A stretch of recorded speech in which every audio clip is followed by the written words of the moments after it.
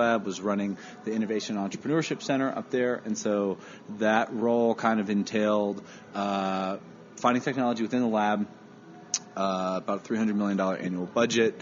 I forget the employee count, but finding cool technology that had commercial applications and companies outside the lab that wanted to work with the lab either for verification purposes or to co-develop their technology. I managed all those relationships.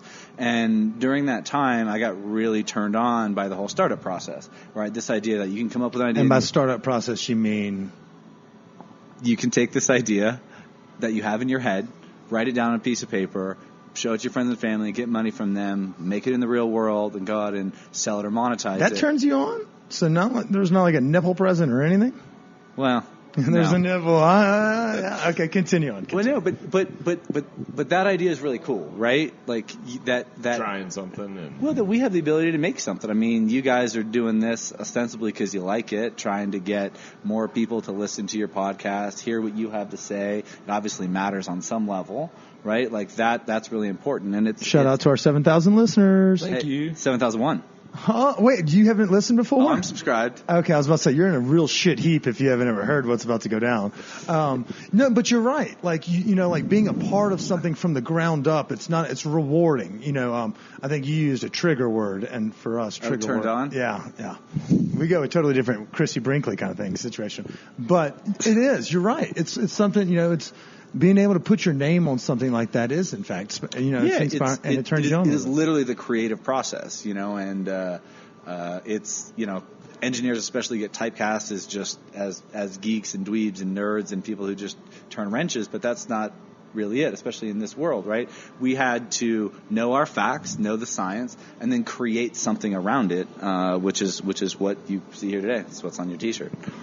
Dude, yeah. So no one's going to know that I'm wearing this by the time we take our picture together. I've said it 4 times. I know. Hopefully they get it. Well, thanks for giving me the free T-shirt. Okay, one of the best stories I had, right? I had like an 11-year-old kid call me up. He's like, I got your number off the internet. What's going on? I hear you're the guy who can tell me about like if this technology will work or not. I'm like, yeah, that's kind of my job. But you sound pretty young. He's like, yeah. I'm 11. I'm from Kentucky or whatever. I was like, all right, like.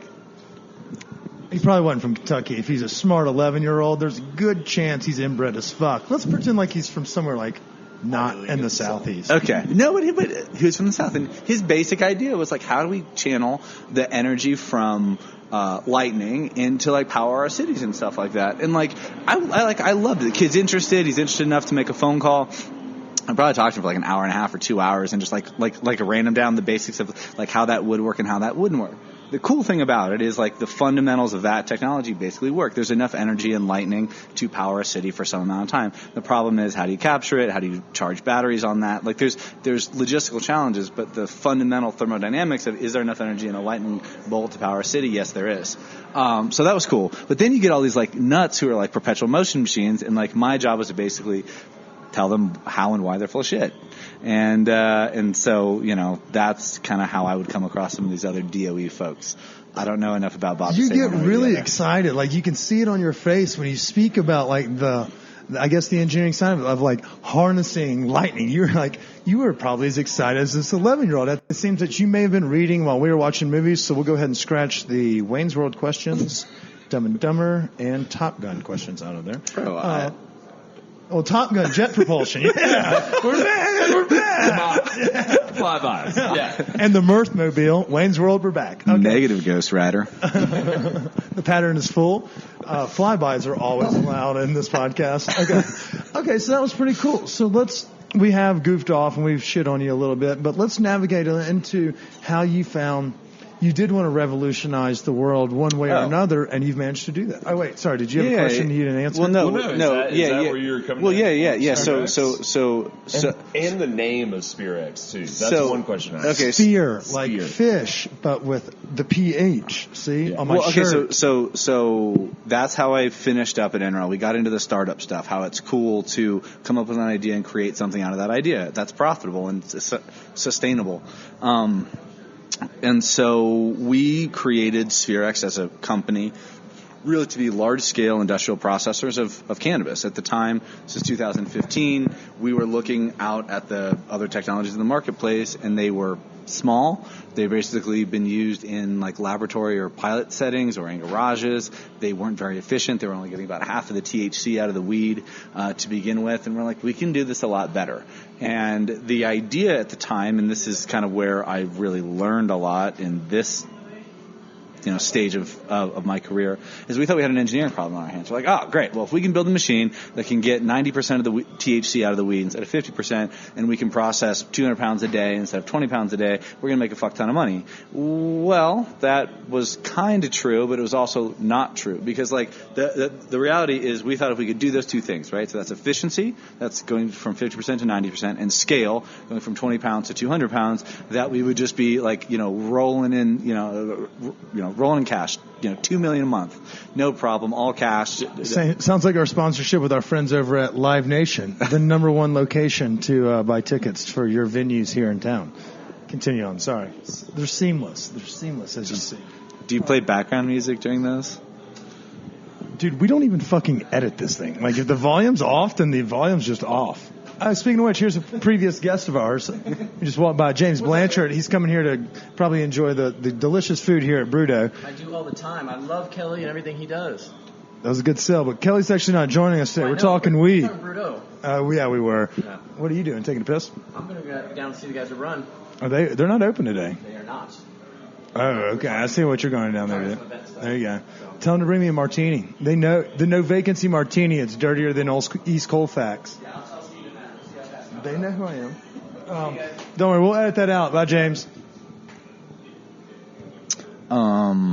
Okay, so yeah, he just threw us off. $2 million a month. Yeah. This is an engineering problem, and lo and behold, we solved the engineering problem, and we didn't have $2 million a month. And I thought the machine was broken, and it wasn't. So what happened at that point is we had to pivot really hard into our retail presence, consumer packaged goods, marketing and branding, making sure that people in Colorado know and love our product. It wasn't going to be farmers with 100-acre farms coming to us to process their entire field. It's about making products that people care about. And it took us about 2 years to learn that, a lot of hard lessons there. And the past 2 years have really been focused on making things that you guys love. And you are definitely doing that. I think we've kind of shown that on our Instagram page in the past. Y'all do have, we're very big proponents of the PAX pen. We find that those things stroke. But y'all also have the 510s. Y'all done a lot of, and I feel like the whole market as a whole has made some progress since 2015. Mm-hmm. I remember I was puffing tough on a random vape pen at the 2011 Hangout, and I was like, this is never going to catch on. But it was because of these kind of revolution, like what changed? Like what made it tick? Like what went from joints and blunts to now we can do this without smelling. We can get a 98% extract. Like, y'all managed to do all of this in a very short amount of time. Meanwhile, it took us 60 butt fucking years to move from 10% THC weed, with seeds and stems to a legitimate, highly smokable herb that we all, thoroughly enjoyed. Sure. I think only about half of those years were butt fucking. The other ones were just straight. Just normal missionary? Yeah. Gross. Yeah. By the way, if you're not eating ass, someone else is eating your wife's ass, and holla at us, slide in our DMs at @stonedappetit_. If your husband's not doing it, Chris or I will. I gotta hear some of those stories. Yeah, we have an ass eating. 2019. Yeah, it's 20 out there. Yeah, we'll talk about those stories. We'll get into tenderonis. It's the last segment of the episode. So I think the two things that probably really precipitated that change is just this the distillation of cannabis. That's really the last process step that we do that takes our refined oil that we're extracting and refining from a 75% darker oil with some deeper flavors to that really bright poppy 98% THC, which you're just loving. There's some other stuff like the terpenes and how those affect what terpenes to use, what terpenes not to use, and how to just overall curate that experience. But it's really that distillation process that takes it from okay to fucking wow. And then the other thing is the hardware. So, 2015, 2016, you're looking at plastic cartridges that leak. They have wicks. kind of stink and, have that little burny smell. The batteries suck. Maybe the battery blows up. I don't know. The congealing on the outside of the cartridges for some folks. I mean, I don't know if it's for all of them. Shout out Keith Cola. It's fucking definitely on yours. Like where it congeals and you like lose half your cart, but you can see it. Like, how do we perfect that? Did you bring a botanist on, or were you the nerd that was able to handle all of this? So we use nerd very loosely. Because so botanists is people with the plant, so we don't really mess with the plant. We buy on the open market from trusted partners and test that material before we process it. The distillation process is distillation. I may misspoke. Okay. Yeah. That's just another refinement technique or separation technique that you use to separate out things. And it's not that different from each step in the process, but it turned out to be the best or one of the best to get a really tight fraction of THC. I think I blanked on your question. Dude, we blank on all of our questions. I was just curious, so how we went, were you the chummy that was like, hold on, we're going to change the game of smoking marijuana? The specific piece of equipment that I use to do my cannabis distillation has been used for years, like back in the 60s and 70s. And distillation's been used, back to the spirits days, with right? With oil?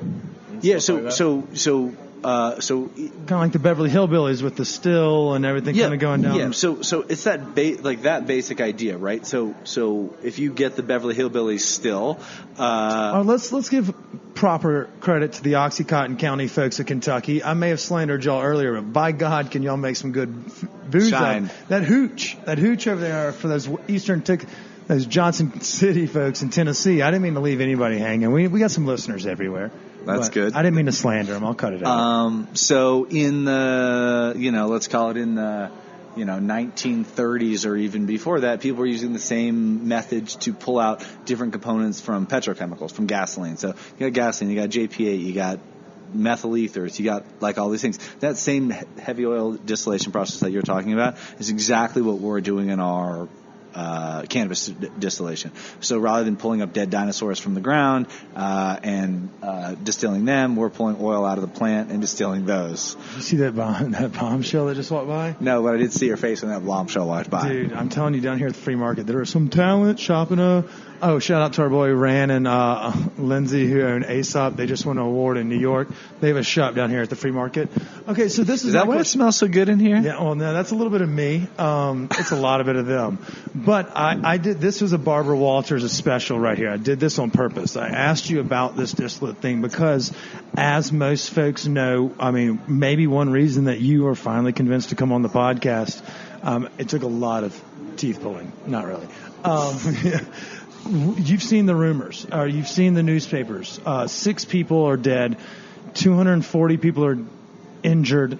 We'll call it that, just from being idiots that are buying things off of eBay and from your Nashville drug dealer, which are fake cartridges of weed that have these vitamin E acetates and these other things. So I wanted to ask you how y'all combat this with, is it knowledge, getting out there and getting ahead of it? What are y'all doing to combat what I can only consider the worst publicity the market this team has seen in a couple of years? Yeah, there are. You didn't see that coming, did you? That was journalistic shit right there. Thank you. There are many layers to this, and I think it's like a cake. It is like a cake. Thanks. Things, right? So one is, as you kind of correctly pointed out, is there even an epidemic? And I don't know. I think there's more data needed. I have no idea. It hasn't happened to any of my friends, and I read the news reports, but Oh, look, we got ourselves a journo over here. But I think Do you read the Journal? Or the Wall, however Michael Scott calls it? Do you read the Wall? New York Times. You and Chris. Shout out. Heard. The news is fit to print. Something like that. Yep. That's true. Anyways. Support the Daily Podcast. I'm just kidding. Yes.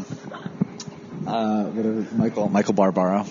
Anyway, so, but knowing what I know, reading those news reports, there are things that in there that are like demonstrably false, right? And meaning, New York Times reported, Washington Post reported, CNN reported, NBC reported, vitamin E acetate is used as a thickener for vape pens. I don't know if you guys have you've been to the lab, so what the hell does my distillate look like? It is thick as hell. It doesn't need to be thicker, it needs to be thinner. So they're trying to report to a general audience about things that are pretty complex, and they're missing some very, very basic points, like the difference between